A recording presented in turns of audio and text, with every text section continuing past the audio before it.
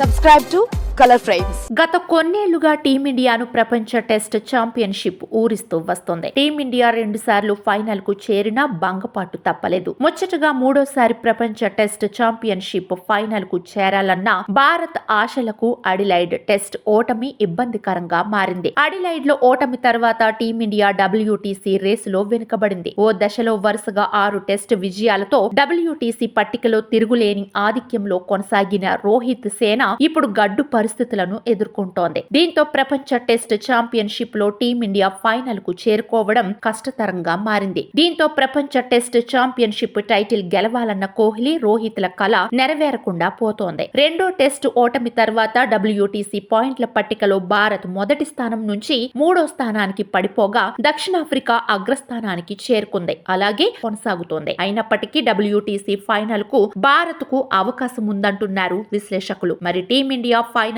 కు ఎలా చేరుకోగలదో చూద్దాం. బోర్డర్ గవస్కర్ సిరీస్ కు ముందు మనం చెప్పుకున్నట్టుగా ఈ టూర్ లో భారత్ అన్ని మ్యాచ్లు గెలవాలని మాట్లాడుకున్నాం. కానీ ఈ సిరీస్ లో ఇంకా 3 మ్యాచ్లు మిగిలే ఉన్నాయి. 5 మ్యాచ్ల్లో 1 గెలిచాం. సో ఇప్పుడు భారత్ కనీసం 2 మ్యాచ్లు గెలిచి 1 మ్యాచ్ ను డ్రా చేసుకోవాలి. అప్పుడు భారత్ 2వ స్థానానికి చేరుతుంది. ఇక శ్రీలంకలో 2-0తో గెలిచిన ఆస్ట్రేలియా WTC ఫైనల్ అవకాశాలు తక్కువే. అయితే శ్రీలంక జట్టు ఆస్ట్రేలియాను 1-0తో ఓడించినట్లయితే టీమిండియా ఫైనల్స్ కు చేరుకోగలదు. మరోవైపు పాక్ తో జరిగే 2 టెస్టుల్లోనూ దక్షిణాఫ్రికా ఓడిపోవాలని భారత్ కోరుకోవాలి. ఇవన్నీ జరిగితే టీమిండియా WTC ఫైనల్ కు చేరుతుంది. Bharat Australia head to head records చూస్తే మొత్తం 109 మ్యాచ్లు ఆడాయి. భారత్ 33 మ్యాచ్లు గెలిచింది. ఆస్ట్రేలియా 46 మ్యాచ్లు గెలిచింది. ఇది కాకుండా 29 మ్యాచ్లు డ్రాగా ముగిశాయి. వీడియో మీకు నచ్చినట్లయితే ప్లీజ్ లైక్ చేయండి, షేర్ చేయండి, కామెంట్ చేయండి.